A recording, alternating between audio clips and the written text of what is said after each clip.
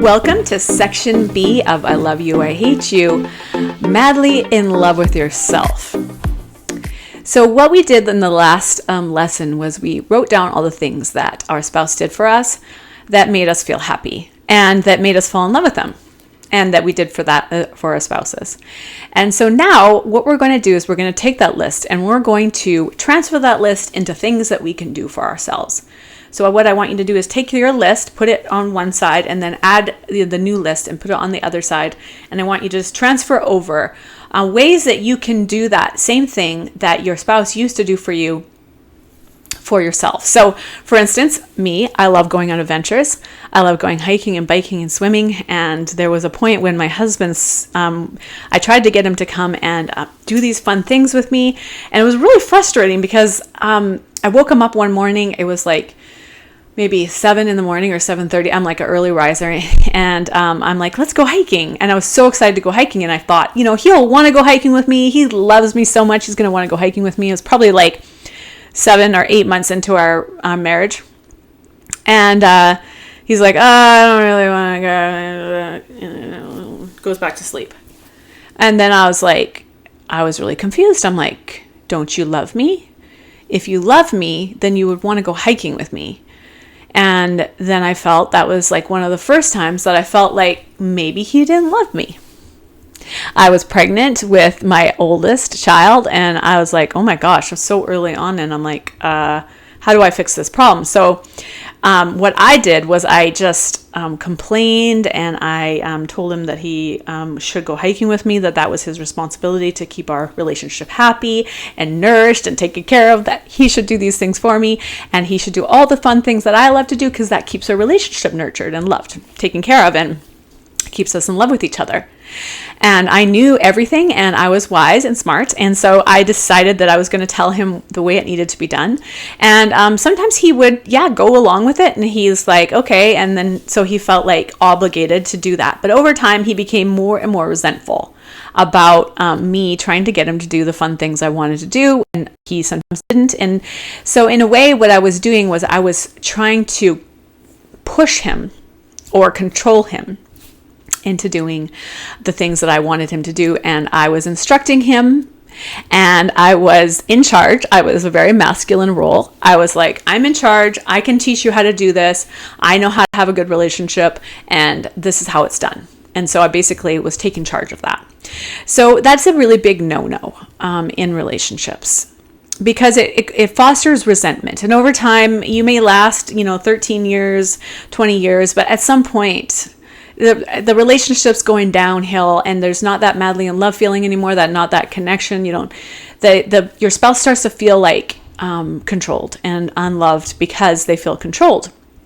And even though you might have really good points to present, like you should go hiking with me, or you should date me, or whatever it is that you're saying, I mean, it makes sense, right, in your mind, but it gets all over. It gets all over them and into their lives and their own existence and their own present state of being and their own autonomy, like the things that they want to be in charge of, and their masculinity or their femininity.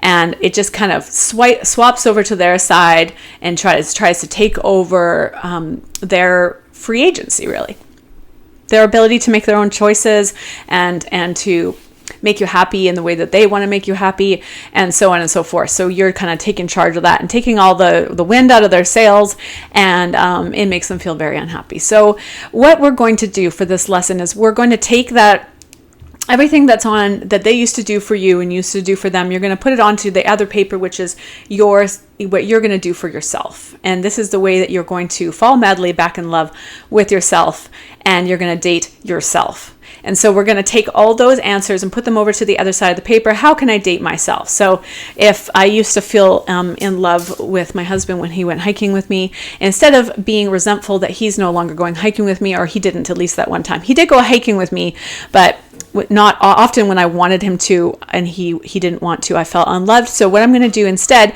is I decided I was going to go hiking on my own, or with my friends, or with somebody else. Like, find another way to meet that need and that desire for fulfillment. And sometimes I will go with myself and just enjoy my own company.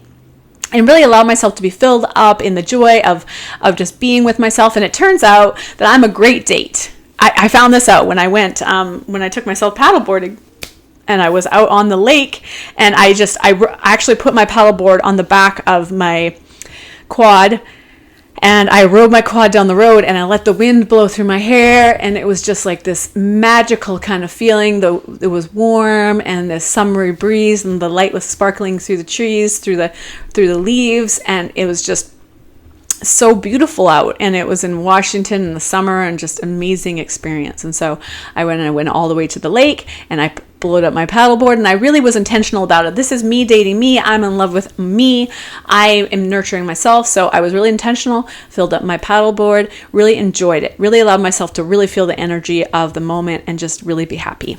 And I was super happy. I had an amazing experience. I could hear these two ladies out on the water, and they were laughing, and it reminded me of being a kid. And I suddenly understood what it meant to love yourself, to date yourself, to really be present, and just living in the moment, not in the future or the past, but in the present. And so I really did fill up in that moment, and it reminded me of me and my best friend and my cousin out on the lake when we were kids, and laughed. They were like, these two ladies were laughing and joking. They were acting like kids, and I was like, it reminded me of being a kid, and it was almost like I was there with them, and I felt all the energy of that and all the love and the happiness of that.